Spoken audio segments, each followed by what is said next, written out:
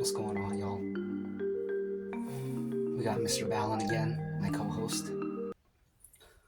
Another video I haven't seen before. This one is called British Intelligence Couldn't Believe What He Found. I wonder what he found. Only one way to find out. Let's hop right in and see what he's got to tell us about.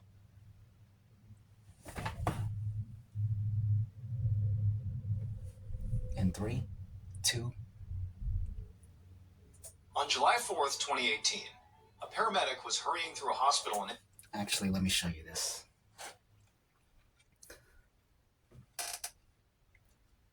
Mashed taters. Good old peas. Good old celeries. Good old carrot.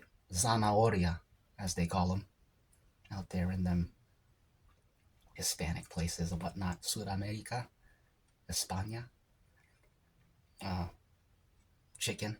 There you go. Enough talk. Enough dilly-dallying. Alright, set it off, MrBallen. England. On July 4th, 2018, a paramedic was hurrying through a hospital in England when a supervisor flagged him down, looking very concerned. She asked him if he had been one of the paramedics on a very specific call a few days earlier. Surprised, the paramedic said yes. The call had been completely typical, so he didn't really understand why this particular call mattered so much. But the instant he confirmed he had been there, his supervisor said she would explain in a minute, but for right now, he had to take off all of his gear, like all of it, right now, because there was a chance that what he was wearing could kill him. But before we get into today's story, It's radiation. if you're a fan of the strange, dark, and mysterious delivered in story format, then you come... It's gonna be radiation. Alright, let's see what MrBallen says. Come to the right show, because that's all we do, and we upload 2, 3, even 4 times every week. So, if that's of interest to you, please sneak into the like button's house and remove all of their outlets, and then replace it with a blank plate. Also, please subscribe to our channel and turn on all notifications so you don't miss any of our weekly uploads. Okay, let's get into today's story.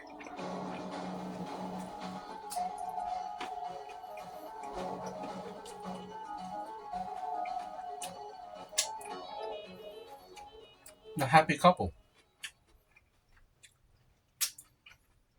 On the afternoon of June 29th, 2018, a 44-year-old woman named Happy couple? Not for long. One of them's dying. Tell us about it, MrBallen. Dawn Sturgis sat on a blanket in a park in Salisbury, England, drinking some wine with a few friends and her boyfriend, Charlie Rowley. It was Dawn's favorite way to spend a Friday, especially since it involved Charlie. So they'd been dating for 16 months, and she was completely in love with him, primarily because Charlie was truly like the lone bright spot in Dawn's otherwise really difficult life. So Dawn was an alcoholic who had struggled with an undiagnosed case of bipolar disorder for years. So she had a hard time finding work, and for the last 2 years, she'd actually lived in a therapeutic group home. But it was a little after she had moved in there that she had very fortunately met Charlie. Now, on paper, Dawn and Charlie did not seem like they would be good for each other. Charlie was addicted to heroin. He also didn't have a job, and he was frequently in trouble with the law. So when they first got together, people in Dawn's life worried that Charlie ultimately was just going to pull her down even further into her own problems. But they did make each other really happy. So they spent basically all of their time together, going between each other's apartments and visiting the park and hanging out with their friends. And for Dawn, this taste of happiness had made her want to make some positive changes in her life. Now, she still drank alcohol, but she finally got her bipolar disorder diagnosed and properly medicated. And she was feeling stable for the first time in years. She was even planning to move out of that group home and into a new apartment soon, and hoped that, that would give her a chance for a true fresh start. And because of all these changes, Dawn had planned a get-together with her family to show them how well she was doing. It was in a few days, and she'd really wanted Charlie to come with her, since their relationship, at least in her mind, was a huge reason she'd been so motivated to turn this corner. Except, despite how much she adored Charlie and really was excited for her life with him, at the current moment, as they sat in the park on this Friday, she actually was really mad at him. So before arriving at the park, Charlie and their friends had done some heroin and some other drugs, and being under the influence of these substances was making Charlie act like a total jerk. Dawn had just bought some new hair dye to give herself a new look for this get-together with her family. And now Charlie, high on drugs, was wasting it by putting it in his beard and his eyebrows as a joke. And so Dawn ultimately was really mad, not so much because he was wasting the dye, but because by dyeing your beard and eyebrows and all that, that Charlie was going to look like a total deranged mess when he met her family for the first time in a few days. And so when she expressed her concerns to Charlie, he did go and, wash out the dye from his face, and he got most of it out. But even after, Dawn still felt just so annoyed by the whole thing. It's like he knew how important this meeting with her family was going to be. Why would you jeopardize that? And so in the end, even after he had cleaned himself up, Dawn just got up and stormed off, leaving Charlie and the friends to pack everything up. She was done.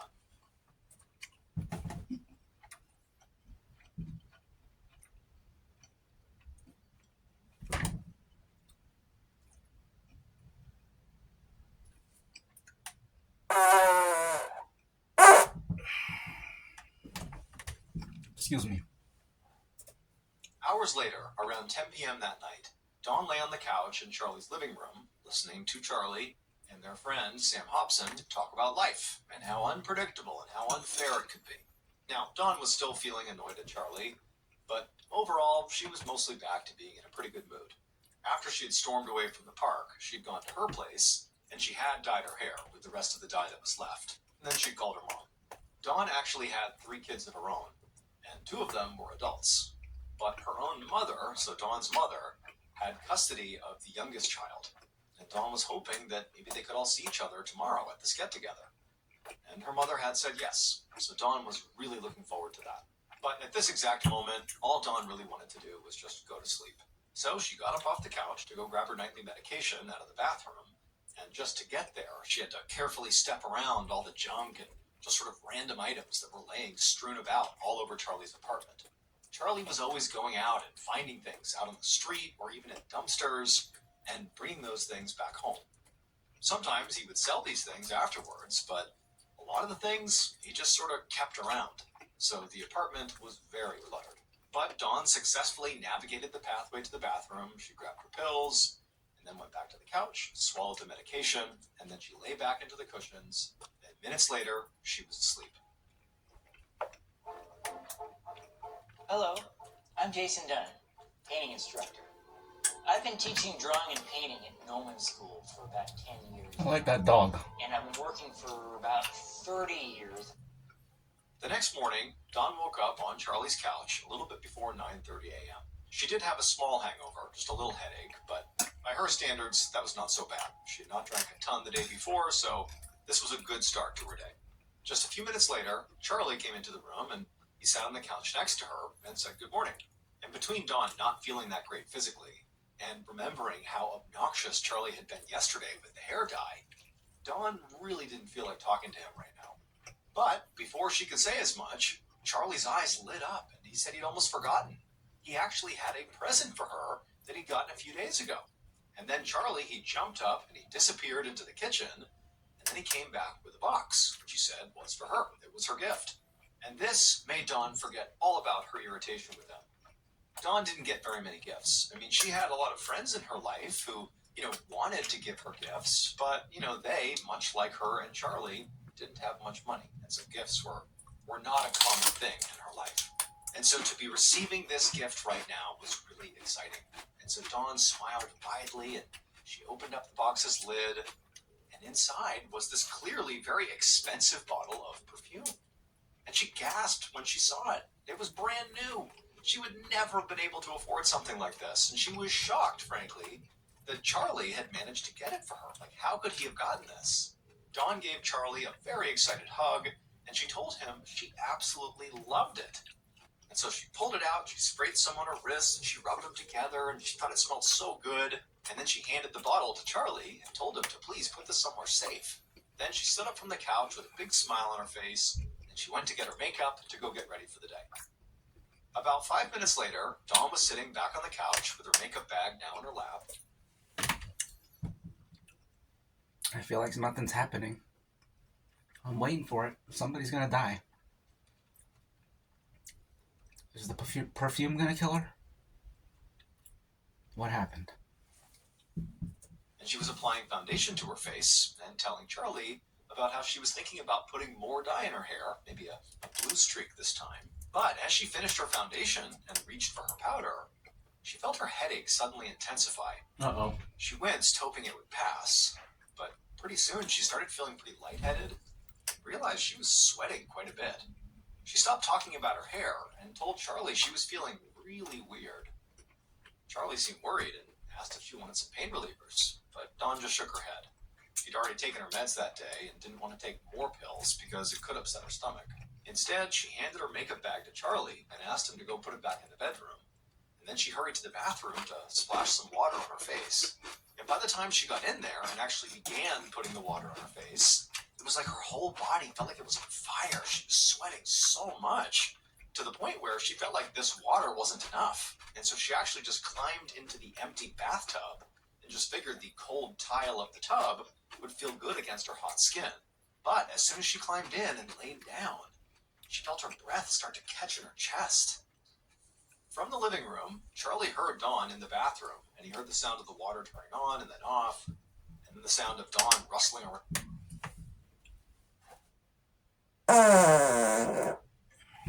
Excuse me. around in there.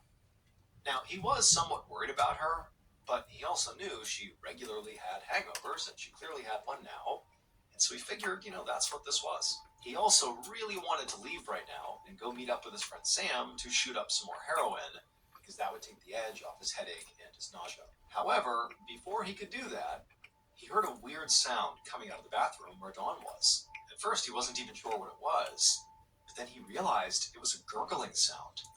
And so at this point, he jumped to his feet and he hurried to the bathroom door, and as soon as he opened it, he gasped. She's dead. Because Dawn was laying there in the empty bathtub, fully clothed, and frothing at the mouth. Charlie had no idea what was happening, but he instinctively ran over to her, pulled her out of the tub, and he laid her on the floor, and he could tell that she was basically unconscious and she was limp, and in fact, when he listened closely to her mouth, he couldn't even tell if she was breathing. And so Charlie's thinking, this is not a hangover, this is something way more serious. So he ran and got a phone, and he called the emergency line. And when the dispatcher picked up, Charlie frantically explained what was going on, that Dawn, his girlfriend, had just collapsed in the bathtub out of nowhere. The operator got his address and said they would send a paramedic, but they also told Charlie he would have to do CPR on Dawn while he waited. So they explained to him how to do that over the phone. Charlie was horrified, but he tried to take a deep breath and do what they said so he could help Dawn. So he kept the phone by his side while he straddled Dawn and gave her chest compressions. It would take an agonizing 19 minutes before a single paramedic finally arrived. And by that time, Dawn had begun to turn blue. Charlie paced around anxiously inside of his apartment while the paramedic took over chest compressions. Charlie could hear the paramedic calling for more help on his radio. And sure enough, a few minutes later, more paramedics streamed inside. And at first, this made Charlie feel hopeful. Like more medical support meant that Dawn was going to be okay here. But then, from his spot out in the living room, he heard one of the paramedics say something about drugs, like this could be an overdose or something. Charlie heard that, and he called out that Dawn didn't do drugs, but the paramedics did not seem to hear him. And a second later, their voices got more urgent. They were using a... Excuse me.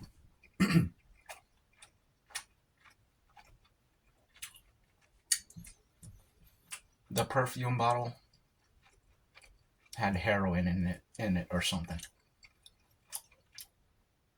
The way Charlie got the perfume bottle was shady circumstances. He dug it up out of the dumpster, just like he digs up everything else out of the dumpster.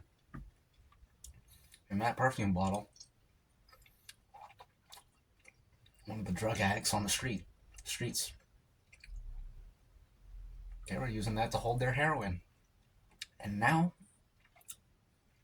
she's got the heroin in her. That's what I'm guessing. Am I right, MrBallen? Let me know. A lot of medical terminology that Charlie didn't understand, but he did catch one thing. Dawn's heart had apparently stopped.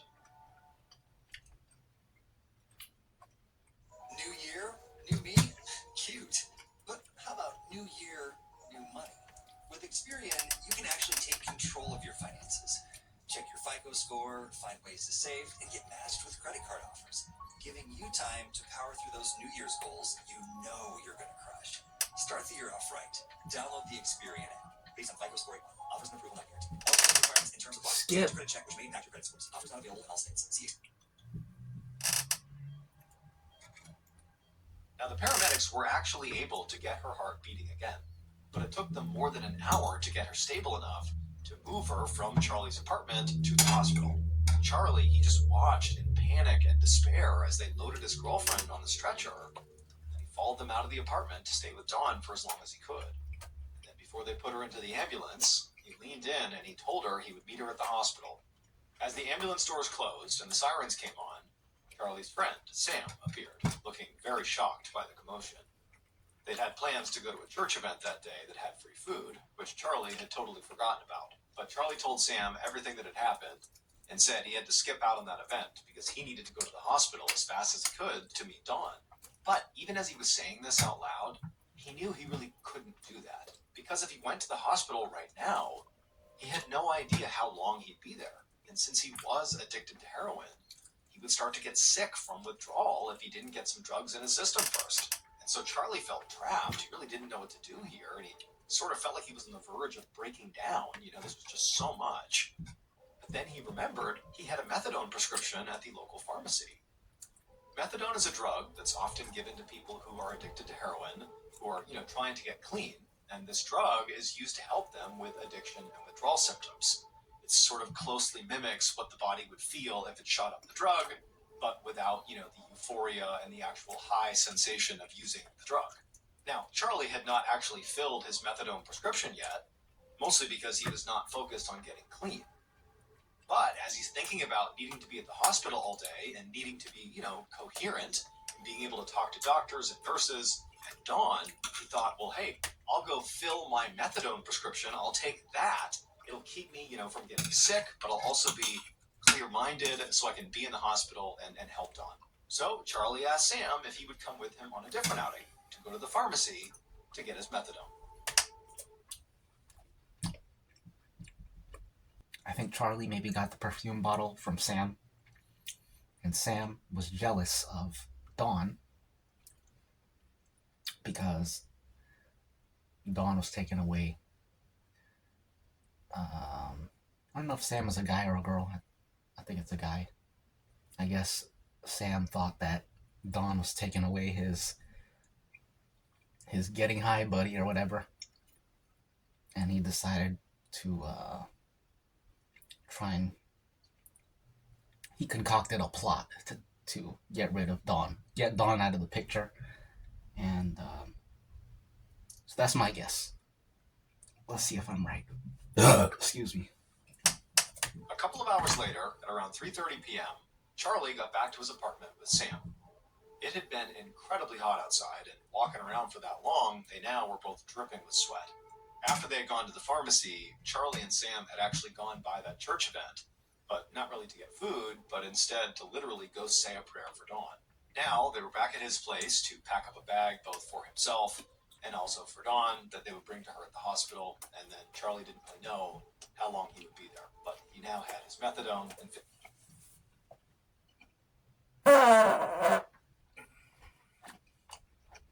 Excuse me. figured he'd be okay. But as Charlie was doing this, it was like he couldn't think straight. He had this really intense headache, and even though it had been hot outside, it was like he just couldn't stop sweating. And so Charlie was thinking to himself, maybe it's the methadone. He had never done it before, and maybe this is like a byproduct. Maybe these are symptoms from taking methadone. So he decided he would just take a shower, thinking that would kind of, clear out these symptoms and he'd be back to normal. But after the shower, he felt even worse. And when he looked in the mirror, he saw his pupils were now constricted to little pinpricks. But he still tried to press on here, and he went into his room to get dressed and to finish packing Dawn's bag. But as just a couple of minutes went by, he noticed his heart began to race. And as it raced, it got faster and faster, like he couldn't calm it down. Now, over the past couple of days, between the methadone and heroin, Charlie had basically used a lot of drugs. But he did drugs all the time, and he'd never felt this combination of symptoms before. And so Charlie, he leaves the bedroom and he goes into the living room and he just sits down on the couch feeling completely awful. And he has this thought come to him. He's thinking, okay, I don't think it's the drugs because I always do drugs and this is not it. I've never felt this way. He looks over at Sam, his friend, and he has this weird thought that it's like, what if Sam poisoned me? What if that's what's going on here? What if I've been poisoned? And without really thinking through how or when this could have happened or why, Charlie began berating Sam, saying, you poisoned me! Why did you do this to me? And Sam was so caught off guard that he was like, what are you talking about? And he began backing away. And Charlie, he just jumped up off the couch and began to pursue Sam like he was going to attack him. But after only taking a couple of steps away from the couch, Charlie's mouth filled up with so much saliva that he stopped being able to speak clearly. All he could do was kind of gurgle and spit out this froth. And then his legs got so weak and wobbly that he had to lean against the wall just to keep from falling down. And then he felt his whole body begin to seize up. And the last thing Charlie was aware of was his friend Sam grabbing a phone and calling for an ambulance. What the heck is going on? You could be vaping formaldehyde, which is used in taxidermy. Yeesh. Spring, the unofficial new year for tool people. A time to start new jobs, tackle new projects. About an hour later, inside of the emergency room of the Salisbury District Hospital, the on-call doctor stood in Charlie Rowley's treatment room while a nurse at his bedside took his blood. The doctor had just finished examining Charlie, who was now unconscious. He clearly had a seizure, and now he had a fever. He had constricted pupils, and he had labored breathing. So clearly, to the doctor, Charlie's condition was very serious. The doctor was sure he knew exactly what had caused it. Charlie had overdosed on drugs, and the doctor really felt strongly about this because Charlie's girlfriend, Dawn, had been treated that morning for the exact same thing. She'd been brought in after her heart stopped. She'd had a lot of the same symptoms as Charlie. Now, they had stabilized her, but she'd been admitted to the intensive care unit and was still listed in critical condition. And so the doctor felt really confident in his diagnosis of both Dawn and Charlie because the symptoms fit. And the officer in charge of both cases had confirmed that Charlie, at least, was a known drug user. And the apartment where they'd both been found had been full of needles and other drug paraphernalia. Over the next 24 hours, neither Dawn nor Charlie got any better. In fact, they both got much worse. Their nervous systems began to completely break down, meaning that essential body functions like breathing were beginning to fail. Dawn was literally in a coma and being kept alive by a life support machine, and Charlie was also still unconscious, and his breathing had declined to the point where they had to put him on a ventilator. He'd also been moved to the intensive care unit, same as Dawn. And so at this point, Charlie and Dawn no longer looked like they had simply overdosed on drugs. It seemed like maybe they actually took a bad drug, like there was poison in the drugs they took, perhaps, or something completely different. But none of the medical staff could figure out what was actually wrong. It was totally anomalous. By the afternoon of July 3rd, so 3 days after Dawn and Charlie were hospitalized, one of the doctors in the intensive care unit where they were, his name was Stephen Jukes, he had officially taken over both of their cases. Dr. Jukes had seen the results from the initial toxicology screenings, and they showed that while Charlie did have a significant amount of heroin and other drugs in his system, Dawn did not. All her results showed was that she'd taken some prescription psychiatric medication. And so Dr. Jukes had sent more of their blood to another lab to test for a wider range of drugs. So he was waiting on those results. But admittedly, he was losing faith that the results he was going to get would give him his answer. Now, by this point, Dr. Jukes had ruled out some things that could have caused their symptoms. Like at one point, they believed that, maybe the two had been exposed to a gas leak in Charlie's apartment because some of the symptoms you get with the gas leak are similar to what they had. But the main reason this theory didn't really work out is, Dawn and Charlie had been in the apartment together that morning that Dawn was brought into the hospital, but only Dawn was affected. Charlie wasn't. So presumably they were both being exposed at the same time to, if there was a gas leak. But then Charlie, he leaves the house for several hours, so he's out completely unexposed to whatever was in there. He comes back into the apartment, and then he feels sick. It didn't really add up. If he got sick from a gas leak in the apartment, it should have happened at the same time as Dawn. Right. Also, the first responders, when they were in there working on Dawn, they didn't report smelling anything odd. Now, of course, some leaks like carbon monoxide, you wouldn't be able to smell that, but a typical gas leak, you would be able to smell. It smells like rotten eggs. Plus, you also have the fact that when Charlie got sick, Sam, his friend, was in the apartment as well, and he did not get sick. So, all told, the gas leak theory seemed to not be it. Dr. Jukes had also briefly wondered if maybe what had happened to Dawn and Charlie was connected to this strange toxin exposure case that had come through the hospital a couple of months earlier. However, the victims in that case were from out of the country, and Dawn and Charlie had not been out of England, so Dr. Jukes had ruled that out as well. But Dr. Jukes did have one theory he still thought was a good one. Maybe this was pesticide poisoning. It matched with their symptoms, and Dr. Jukes knew that sometimes street drugs can be contaminated with pesticides. So if Dawn and Charlie had both taken something that Dr. Jukes hadn't tested for yet, then they could have maybe been exposed that way. He had told the police about this theory, and so they'd issued a press release encouraging drug users to be extra cautious in case, there was this pesticide out there. But Dr. Jukes also knew that drugs were not the only way people could be exposed to pesticides. Simply eating, drinking, or breathing in contaminated food or water or air could be fatal.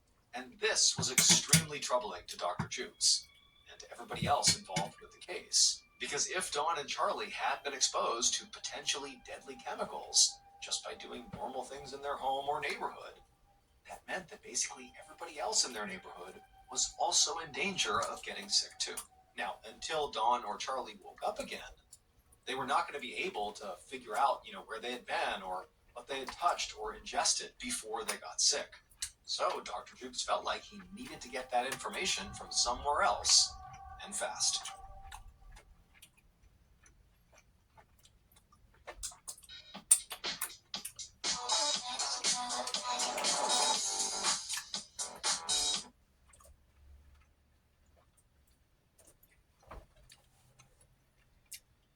This story is not that interesting. I like the ones that give me goosebumps. This has been pretty straightforward.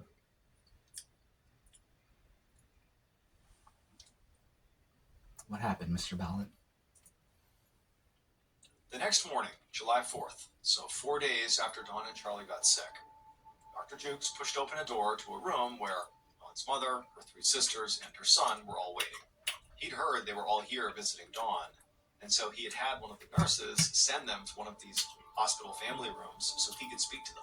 He was hoping that they might be able to shed some light on where Dawn had been and what she might have eaten or drank before she got sick. Now, Dawn's family was staring at him with anxious expressions on their faces. He barely got out his introduction before they started lobbing questions at him about what was going on and why the news was describing Dawn as some kind of drug addict. Dr. Jukes just held up his hand to slow them down, and once they were quiet, he explained that at first they had believed this was an overdose because she had all the symptoms for it. But now, based on how the symptoms had progressed, he knew overdose was very likely not the case here. Then he told them his theory about the pesticides and said he really needed their help with it. He asked them to tell him everything they could about Dawn, her habits, her health history, and the people she typically saw.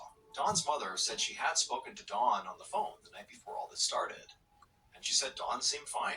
She even asked to see her young daughter the next day at the big family get-together they were planning. Aside from that, though, the family said that, Dawn struggled with alcoholism and her mental health, and she didn't always tell them everything. And so they just didn't know much about Dawn's daily life with Charlie or her friends in Salisbury, although they were pretty sure that she rarely ever went outside the city. But what the family primarily wanted to communicate to Dr. Jukes was that Dawn was not just some nobody the way the news had portrayed her. She was a loving mother and sister and daughter and friend, and she was really trying to do better, and she was doing better. She didn't want much. She just wanted a place of her own and a little more stability in her life, and that's the path she was on. And so they begged him not to give up on her. Dr. Jukes promised he would not, but as he left the room, he couldn't help but feel disappointed. He was glad to know more about Dawn as a person. She seemed wonderful, but he had been hoping for some kind of breakthrough about what exactly had happened to her, and he hadn't gotten that. none of them had been able to give him any answer, could maybe even begin to explain what was going on. And so at this point, he really wasn't sure what else he could even do. But as Dr. Jukes headed back towards his office to try to figure out his next move, he saw a lab tech rushing towards him down the hallway. The tech was holding a piece of paper, and when he reached Dr. Jukes, he shoved the paper into his hands. The tech was out of breath, but told Dr. Jukes he had to read this right now. So Dr. Jukes, he looked at the paper, and he saw that it was the lab results for Dawn and Charlie. And when he scanned its contents, he could not believe what he was reading. The new blood test that he had ordered did not confirm the presence of pesticides or of any other street drugs. But they did show something else. Something so unexpected and so dangerous that Dr. Jukes now knew for certain that Dawn and Charlie were not the only ones at risk here.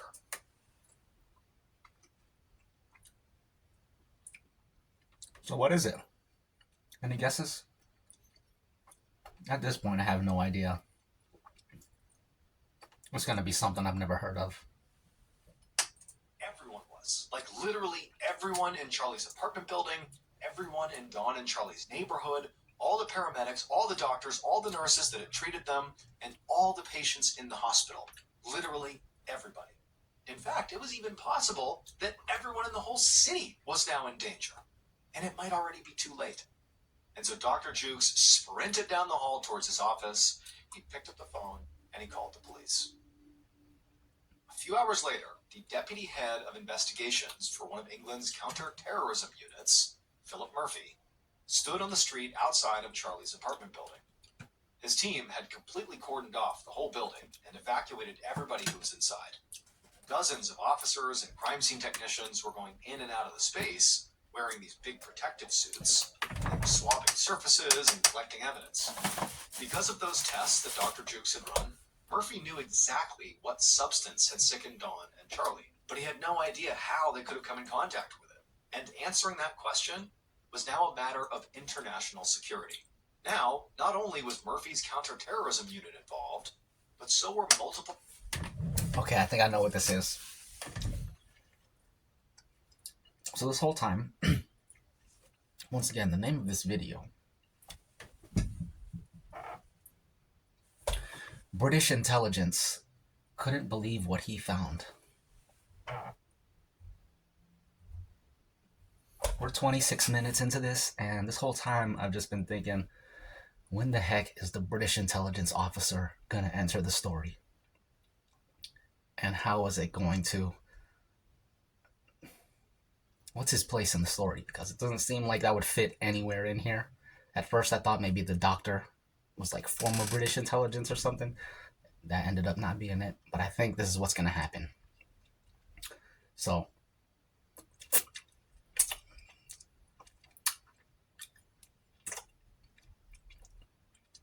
I always got to stop and appreciate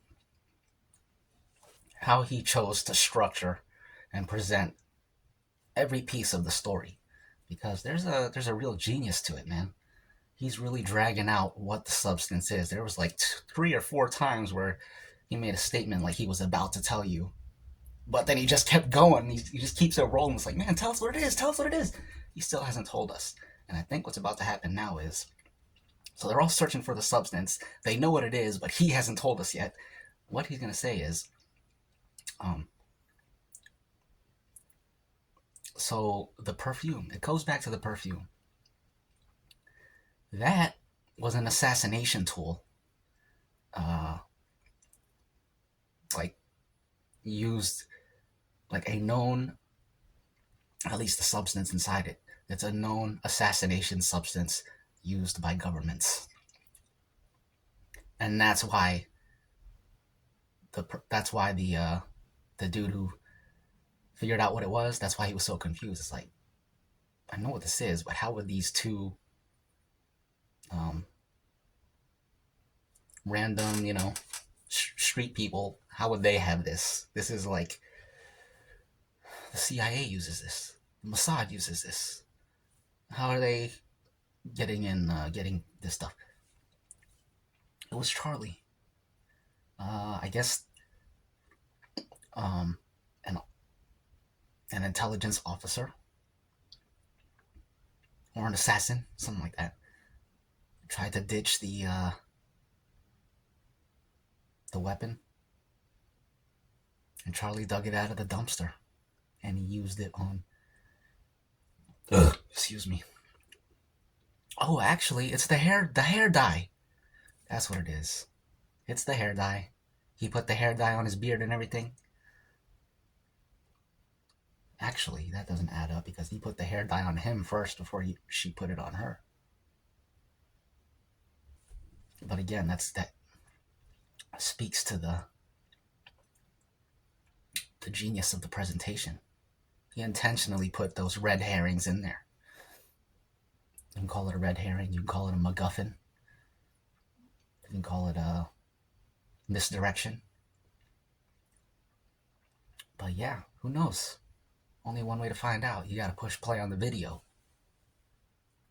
Ain't that right, MrBallen? Other agencies, including the UK's Secret Service, which is known as MI5. Here we go. MI5 would deal with the other countries outside of Europe that were now getting involved in this. In addition to Charlie's apartment, the counterterrorism unit had been deployed to the hospital and were making anyone who visited Dawn and Charlie now wear protective gear. They'd contacted all the paramedics and all the officers who'd interacted with Dawn and Charlie and made them bag up their uniforms and equipment as biohazards. Some police officers were now sifting through literally thousands of hours of CCTV footage from all around the city from the past few weeks, looking for any signs of Dawn or Charlie. And others were contacting Dawn and Charlie's friends to try to get a sense of their recent movements. At least one friend had already taken officers on a tour of a park they'd all gone to the day before Dawn and Charlie got sick. Murphy actually had a team headed there right now to close it off and start taking more samples. He also had another team at Dawn's place doing the same thing. And so, as Murphy stood there watching the officers in suits go in and out of Charlie's apartment, he knew that really, as big as this was actually just the beginning. He was going to have to be patient, because even though the situation was clearly urgent, he also knew it could take a long time to figure out exactly what happened and why. And so at this point, all Murphy, or anybody else for that matter, could do here was just hope that, the authorities found some answers before more people got hurt. But just 4 days later, on July 8th, Dawn was taken off life support and died in the hospital. Of course, that was incredibly tragic, but specifically for Murphy, he was hoping to get a chance to speak to her. She was, a potential treasure trove of information about how this whole thing happened. And now, of course, he would never get that chance.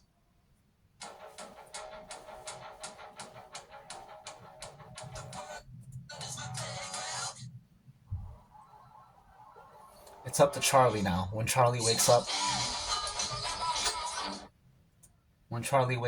we'll learn the details of what happened. I know Charlie wakes up because otherwise we wouldn't know the details of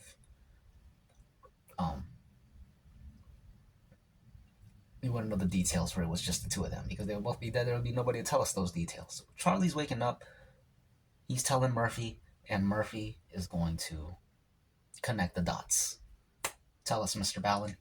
On July 11th, so 11 days after Dawn and Charlie first got sick, with Dawn now deceased, and Charlie alive but still unable to talk, the agencies working on the case had managed to eliminate almost every location that Dawn and Charlie had visited as the source of this toxic substance, except for one, and that was Charlie's apartment.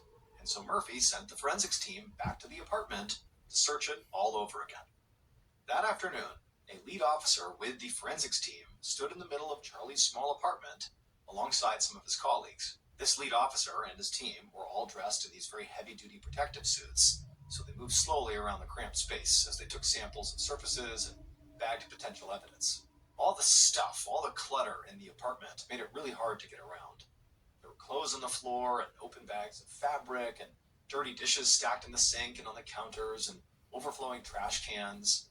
And in the bedroom, there was a bunch of makeup and some hair dye boxes scattered on the floor, along with needles and other drug paraphernalia. There was not a ton of furniture in the apartment, but it was all over the place because paramedics had pushed it around during their response. And other areas of the place were littered with medical debris, like rubber gloves and plastic wrappers. And there was also just some trash and just kind of like random objects, water bottles, plastic toys, piled up on the windowsills. It was almost like there was literally too much in the apartment to even effectively test it all. But as the lead officer walked around doing his best to, identify things to be tested, something on a counter caught his eye. The It perfume was an bottle. object that looked very different from anything else in the apartment. Now, to understand what happened to Don and Charlie, you have to go back in time to 3.5 months before they got sick, when an unrelated older man and a younger woman were found unresponsive on a park bench in Salisbury and brought to the Salisbury District Hospital, the same one that Don and Charlie would go to. Now, this older man... Okay, I know what happened. The older man gifted this perfume bottle to the girl that was with him. They tested it out right there on the bench. Both got sick. Both were taken to the hospital. Perfume bottle's just sitting there on the bench or at the foot of the bench. Just looks like a piece of trash. Becomes a piece of trash floating on the streets. Charlie is out there picking up everything that looks semi-interesting. He picks up this perfume bottle, and the rest is history. But what the heck is the substance in the perfume bottle? That's what I want to know. Oh, maybe it's something exotic, and that's why the person who discovered what it was so surprised by it being what it was. Tell us, MrBallen, please. And a young woman, when they came into the hospital, they were experiencing seizures and they couldn't stop vomiting. But after being treated at the hospital, they actually both fully recovered. And at first, the doctors there, including Dr. Jukes, thought this man and woman were just regular civilians who had gotten sick, maybe from an overdose. But soon, it became clear... Hold on.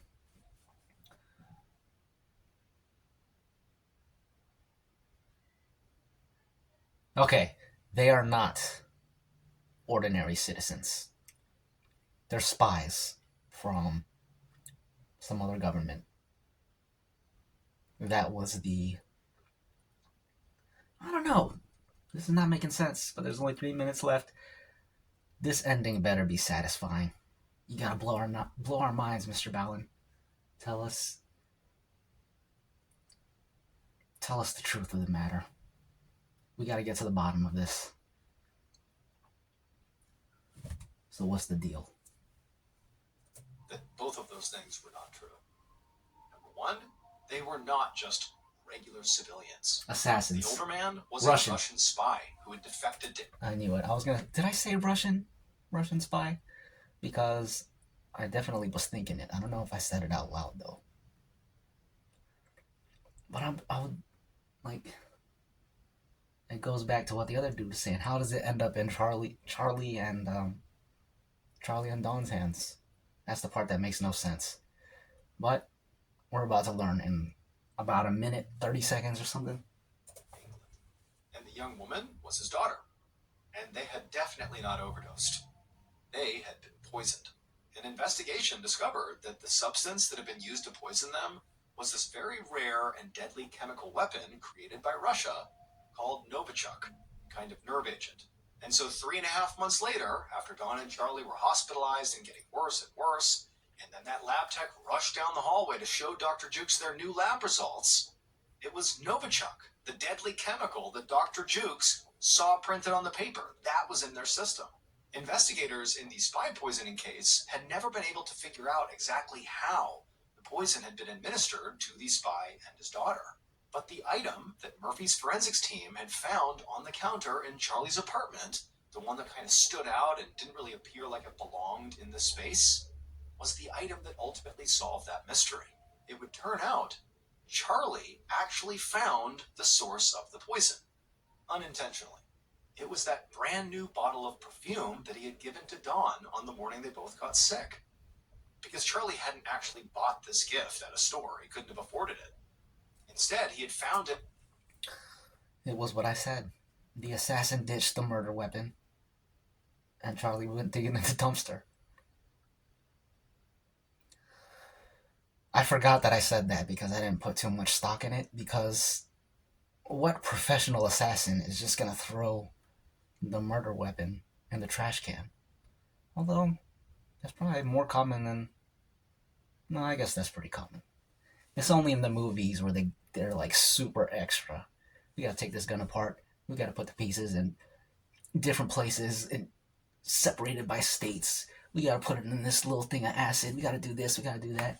No, in real life, you just throw it in the trash can. You throw it in the trash can. I should have known. I should have stuck to my guns. I should have believed in myself. I should have followed my heart. In a dumpster during one of his many dumpster diving excursions. And that dumpster just so happened to be the exact same dumpster where a Russian agent had discarded the poison perfume after the attempt. Man, that's sad. Dawn was getting her life on track. They were just a innocent couple who, the moral of the story is, don't be digging in the trash can, man. There's a reason why it's garbage. Leave it there. Assassination. So when Dawn accepted Charlie's gift and sprayed it on her wrists in excitement, she had accidentally exposed herself and Charlie to the deadly nerve agent.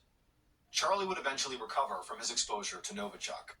As for the 3 Russian agents that authorities suspect were involved in this thing, they went back to Russia and have never been prosecuted. And Russia has denied involvement in the poisoning.